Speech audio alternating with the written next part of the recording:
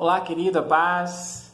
Tem uma pedida aí do pastor Anderson. Ele pediu para nós fazermos um resumo do que foi ministrado na quarta-feira. Nós falamos sobre sabedoria espiritual, né? Porque a sabedoria tem a sabedoria humana e também tem a sabedoria espiritual, é aquela que vem de Deus, aquela que vem da palavra de Deus. Por que ela é tão importante? Porque Jesus ele disse que o meu povo, né, ele pereceu porque faltou conhecimento, por falta de sabedoria. E Salomão ele disse que da boca do Senhor vem a sabedoria. Olha só que coisa interessante. A Bíblia diz que a sabedoria ela preserva a vida de quem a possui. Isso é algo maravilhoso, né? E nós lemos lá em Provérbios 8:35 que diz que quem encontra a sabedoria acha a vida e ganha o favor do Senhor. Então aqui já dá para perceber a importância da sabedoria. Então, eu acredito que o maior conhecimento que nós precisamos ter é que nós viemos de Deus. A nossa fonte é o Senhor. Nós somos criados à imagem e à semelhança do Deus Todo-Poderoso. Ele soprou dentro de nós o fôlego da vida, né? Ele colocou dentro de nós o poder, a capacidade dele. Não na mesma quantidade, mas na mesma qualidade. Então, primeiro, nós somos criados por Deus. Segundo, Satanás ele veio e estragou a humanidade através do pecado, né? Terceiro, Jesus Cristo veio e nos consertou através da morte dele, da crucificação, né? Através dele foi sepultado e ao terceiro dia ele ressuscitou. Através da sua ressurreição, nós somos consertados por Jesus.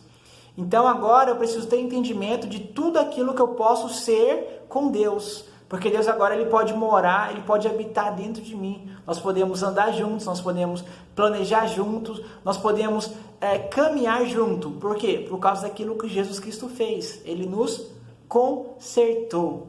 Então, nós falamos aí sobre, né, agora eu preciso ter esse entendimento. Nós falamos sobre 7 princípios espirituais, né, de sabedoria.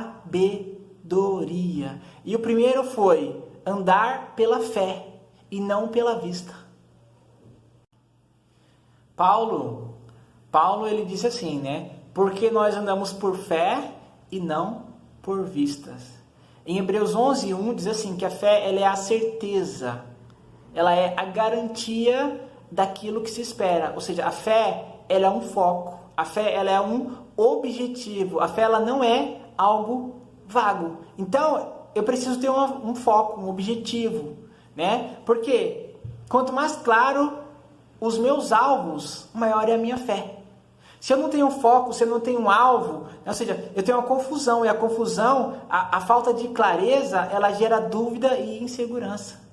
Uma pessoa ímpia, que tem um foco, que tem um objetivo, né, ela tem mais poder do que um cristão que não tem um foco, que não tem um alvo, né? Lembra do que aconteceu lá no 11 de setembro, nos Estados Unidos, né? Poucas pessoas tinham foco, tinham objetivo e fizeram o quê? A maior nação do mundo tremer. Então, olha só, isso é algo extremamente importante, porque tem um ditado que você conhece que diz que 2 corpos, né, não ocupam o mesmo espaço. Ou seja, dentro de mim ou tem a fé ou tem a dúvida. Ou tem a certeza, a convicção, ou tem a incredulidade. Então, Deus ele nos deu, eu acredito que Ele nos deu a mente com 2 objetivos. O primeiro é para nós usarmos a nossa memória. É o que? Eu lembrar aquilo que aconteceu. Eu vou lembrar aquilo que Deus ele já fez, Ele já realizou na minha vida. Isso vai fazer o quê? Isso vai me inspirar, isso vai me motivar. E a segunda função que Deus me deu foi o quê? Além da memória, a minha mente, eu posso usar ela a imaginação. Eu posso enxergar, eu posso projetar aquilo que Deus irá fazer. Quando Davi, ele viu Golias, né? Ele usou o que? A memória dele. Ele falou, olha, eu lembro que veio um leão, né? Veio um urso e tomou uma ovelha. Eu fui lá e tomei a ovelha do urso. Veio um leão, eu fui lá, peguei pela barba do leão, tomei a ovelha e matei o leão. Ele usou a memória dele para lembrar daquilo que Deus fez na casa dele, fez na vida dele. Ele não ficou lembrando, eu fui injustiçado na casa do meu pai, não foram justos comigo. Não, ele usou a memória dele para pensar, para lembrar daquilo que Deus fez. Então, quando ele viu o gigante, ele enxergou o gigante e falou, olha, ainda hoje o Senhor te entregará nas minhas mãos. Ele já se via, ele já se enxergava vendo o gigante caindo. Olha só que coisa interessante, né? Esse é o quê? Isso é exatamente andar pela fé e não pela vista. Olha só como isso é interessante. Porque fé é o quê? É uma fotografia do futuro que Deus me dá. Fé é como se Deus me pegasse agora no presente e me levasse lá no futuro e mostrasse, eu vou fazer isso na sua vida, eu vou fazer isso no seu ministério, eu vou fazer isso na sua família, a sua vida financeira vai ser assim, a sua casa vai ser assim, seu carro vai ser assim, a sua igreja vai ser assim. Aí eu volto para o passado, eu volto, aliás, para o presente, só que eu volto inspirado, motivado, eu volto enxergando aquilo que Deus fará. Eu não volto da mesma forma, eu volto enxergando aquilo que Deus ele enxerga. Então, queridos, eu acredito que o maior inimigo do nosso futuro não é Satanás, porque Jesus Cristo já venceu ele na cruz do Calvário. Jesus ele esmagou a cabeça dele e ele nos deu autoridade contra ele. Acredito que o maior inimigo do nosso futuro é as nossas dúvidas. O maior inimigo do seu futuro é a incredulidade.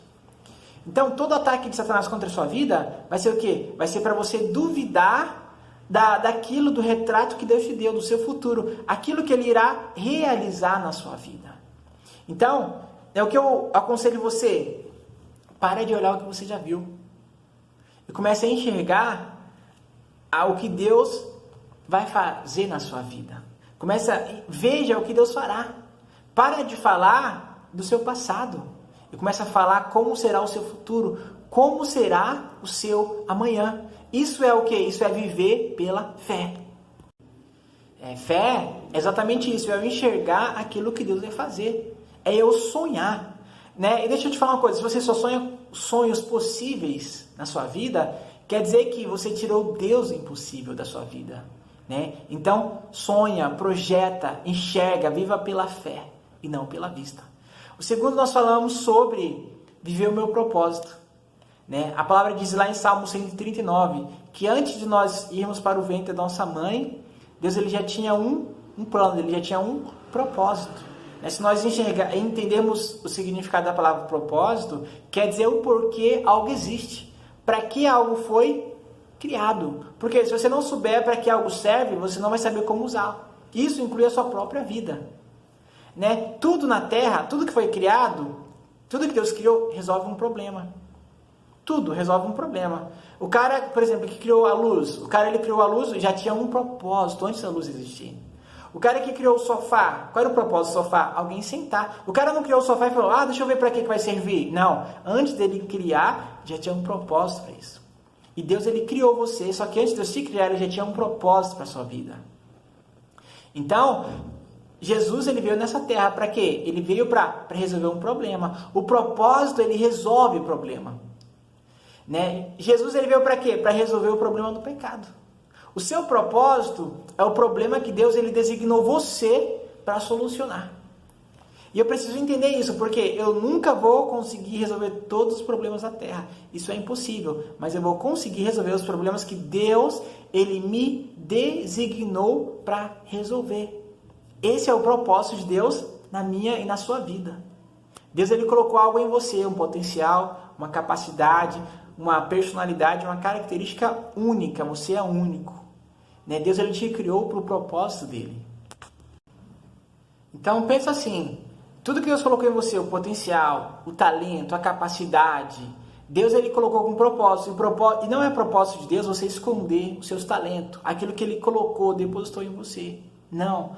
É para você usar esse talento, esse potencial, né? Essa capacidade. Então, o meu propósito ele precisa me definir. Precisa definir aquilo que eu vejo, aquilo que eu ouço, aquilo que eu falo, né?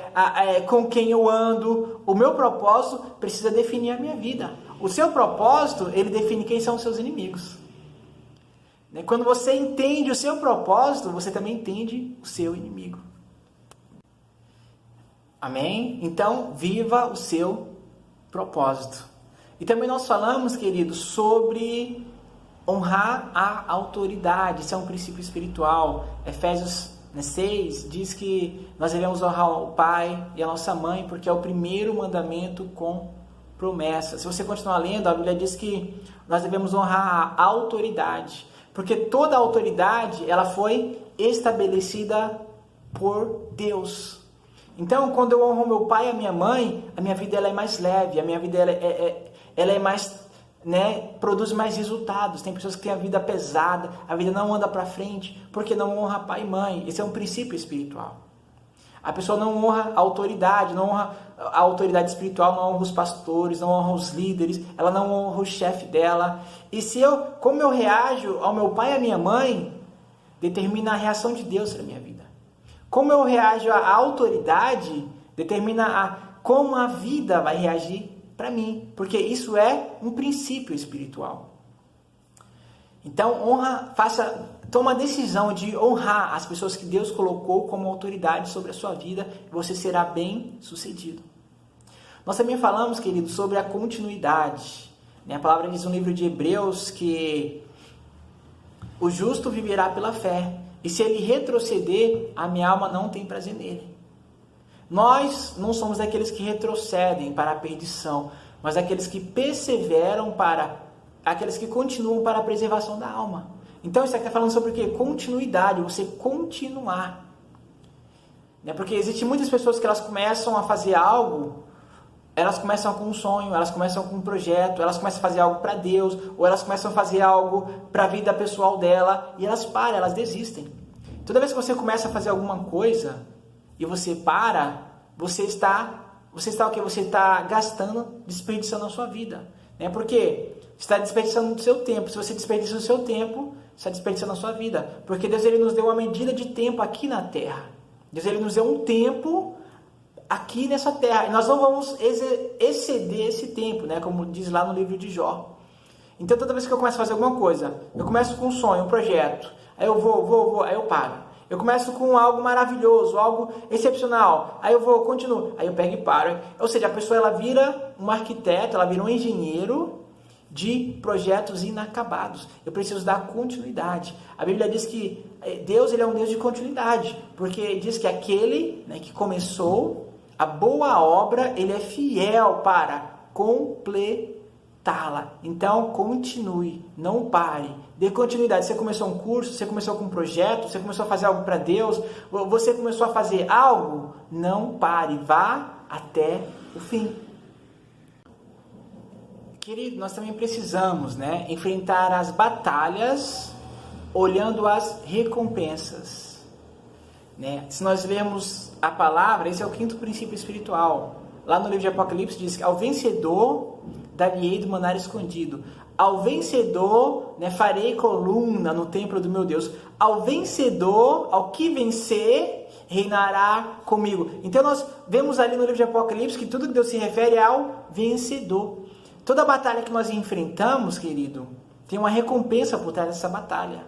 Satanás ele quer que nós focamos na dificuldade. Satanás ele quer que nós focamos no inimigo. Ele quer que nós focamos o quê? Nos obstáculos. Só que Deus ele deseja que nós foque nas recompensas. É importante nós entendermos isso. Sabe por quê, querido? Porque enquanto você viver, vai haver um adversário contra a sua vida, que vai se opor a você a cada movimento que você tomar. Então, você precisa aprender a lutar a batalha espiritual. Você deve também aprender que o seu único inimigo real, o seu inimigo verdadeiro, ele é Satanás. A nossa luta não é contra a carne, não é contra o sangue, mas é contra principados, potestades, príncipe das trevas, hostes espirituais da maldade. Então, eu preciso entender que o tamanho do meu adversário, o tamanho do meu inimigo, determina o tamanho das recompensas na minha vida. Davi, ele derrotou Golias, Então, ele teve recompensas por causa disso. Toda batalha que você enfrenta na sua vida, todo obstáculo que você enfrenta, não enxerga apenas um obstáculo, não enxerga uma barreira, não enxerga um gigante, mas enxerga uma porta, o caminho de Deus para te colocar em outro nível. Você tem que não olhar e não enxergar a barreira, não enxergar o gigante, não enxergar o obstáculo, mas enxergar o que há por trás dessa barreira, o que há por trás desse gigante. Todo inimigo, Deus ele usa o inimigo para tirar você de onde você está e coloca você em outro patamar. Isso é algo maravilhoso. Olhe diferente para os seus inimigos, olhe diferente para as batalhas. Entre nas batalhas olhando as recompensas, aquilo que Deus fará. Então, aí nós entramos agora no 6º princípio espiritual de sabedoria, que é exatamente ouvir a voz do Espírito Santo diariamente. Eu preciso ouvir a voz do Espírito Santo não apenas uma vez, no final de semana, ou no final do mês, ou no final de ano. Não, eu preciso priorizar o Senhor. Eu preciso ouvir a voz do Espírito Santo diariamente. E como eu faço isso? Através da minha consagração, da oração, da palavra. Então, o meu conselho para você é: separe todos os dias os primeiros minutos do seu dia para se chegar, vir diante do Senhor. Porque eu acho importante, muito importante pela manhã, porque lá na hora, no Pai Nosso, Jesus fala, o pão nosso de cada dia nos dai hoje. Ou seja, é algo diário. Comece o seu dia na presença do Senhor. Porque hoje, as pessoas, o que elas fazem? Elas gastam muito tempo resolvendo problemas, enfrentando inimigos. Elas gastam muito tempo fazendo isso, fazendo aquilo. E elas gastam pouco tempo com Deus. Jesus é engraçado porque Jesus ele gastava pouco tempo curando enfermo, pouco tempo, ele falava, seja curado, seja liberto. Ele gastava pouco tempo com Satanás e ele gastava mais tempo com Deus. Porque a maior prioridade de Jesus era a intimidade, o relacionamento dele com o Pai. Então, essa precisa também ser a minha prioridade. Então, eu preciso chegar diante de Deus todos os dias e falar, Deus, Senhor, qual é o teu plano para esse dia, para a minha vida? Qual é o teu plano para a minha família? Qual é o teu plano para o meu casamento? Para o meu trabalho? Meu Deus, Senhor, me dá os teus planos para esse dia. E então, eu preciso formar o hábito de todos os dias entrar na presença de Deus. Por que eu preciso formar o hábito? Porque o hábito ele é mais poderoso que o desejo. Quando você se habitua, você começa com o tempo você aprende a desfrutar da presença de Deus. E Deus ele vai te dar planos, ele vai te dar projetos. E o plano de Deus, ele é tão importante, querido, quanto a unção de Deus. Porque você pode ver que Sansão, ele tinha a unção de Deus, só que ele não tinha o plano de Deus e ele perdeu. Lá em Ai, Josué, ele perdeu. Por quê? Porque ele perdeu ali o plano. Então eu preciso buscar o plano de Deus para a minha vida diariamente. E o último princípio, queridos, é semeie para colher uma colheita específica. Jesus ele nos ensinou lá em Marcos 4:26. Ele disse que tudo no reino dos céus, no reino de Deus, é a semelhança do agricultor que lançou a semente, a terra. E sem ele saber, a semente brotou, ela cresceu e ela produziu. Quando chegou a ceifa, ele meteu a foice e colheu, porque a ceifa foi chegada. Então eu preciso entender que tudo na minha vida, tudo na sua vida é uma semente. Quando eu tenho esse entendimento espiritual, eu passo a semear. Porque Paulo ele diz que tudo que o homem plantar, ele também ceifará. O que semeia pouco, pouco colherá. E o que semeia em abundância também ceifará. Eu preciso entender que todos os dias da minha vida eu estou semeando. Todos os dias da sua vida você semeia algo. Você semeia energia, você semeia trabalho, você semeia amor, você semeia dinheiro, você semeia palavras. Todos os dias você semeia algo. E tudo na minha vida é uma semente. Por exemplo, as palavras, elas são sementes para os sentimentos. A batalha, como nós falamos, ela é uma semente. Para quê? Para um novo território. A honra, ela é uma semente. Ela é uma semente para obter acesso. Ouvir é uma semente. Para quê? Uma semente para o conhecimento. E o conhecimento? O conhecimento, ele é uma semente para mudança. Toda mudança que acontece na sua vida, ela acontece na proporção do seu conhecimento. Jesus ele disse lá em Malaquias 3:10, trazei todos os dízimos à casa do tesouro, para que haja mantimento na minha casa. Então, quando eu trago os 10% dízimo ao Senhor, ele consagra os outros 90%. Ele é consagrado ao Senhor e o maligno não pode tocar. Então o dízimo, ele é o que? A Bíblia fala, trazer todos os dízimos, trazer todas as ofertas à casa do tesouro. O dízimo, ele é o que? Ele é para proteção, ele me guarda, ele me protege. E a semente? A semente é para multiplicação. Então eu entrego meu dízimo, né, no altar, eu entrego na casa do Senhor e Deus, ele me protege as minhas finanças. Aí eu oferto e Deus, ele multiplica as minhas finanças. Por isso que Jesus falou, né? Dai, em Lucas 6,38, e ser-vos-á dado, boa medida, sacudida, recalcada e transbordando. Olha que coisa maravilhosa. Deus, ele é um Deus de abundância, ele é um Deus de fartura.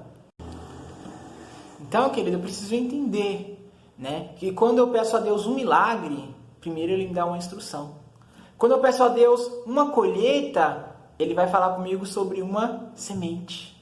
Então eu preciso entender que toda semente que ela sai da minha mão, ela nunca sai da minha vida. Ela entra no meu futuro e se multiplica. Quando eu entrego a Deus aquilo que está nas minhas mãos, ele me entrega aquilo que está nas mãos dele. Isso é maravilhoso, porque quando eu entrego a Deus aquilo que eu estou vendo, ele me entrega aquilo que eu não estou vendo. Você pode observar que o próprio Jesus, ele é uma semente de Deus. A Bíblia diz que Deus, ele amou o mundo desta maneira, né? Deus, ele mandou Jesus para essa terra, ele foi morto, ele foi enterrado e ao terceiro dia ele ressuscitou. Deus no céu, ele só tinha um único filho, por isso que ele fala o filho unigênito. O que aconteceu? Deus, ele plantou Jesus e Jesus colheu uma família, ele colheu vários filhos, sou eu, é você, todos nós.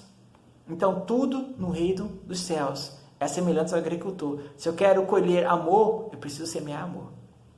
Se eu quero ser ouvido, eu preciso ouvir. Se eu quero ser tocado, eu preciso tocar. Se eu quero ser abraçado, eu preciso abraçar. Se eu quero ser alcançado, eu preciso alcançar. Porque tudo no reino dos céus é a semelhança do agricultor. Deus abençoe. Então, esses são os princípios espirituais. Ficou longo, mas glória a Deus. Nós precisamos aprender, precisamos do conhecimento de Deus para as nossas vidas.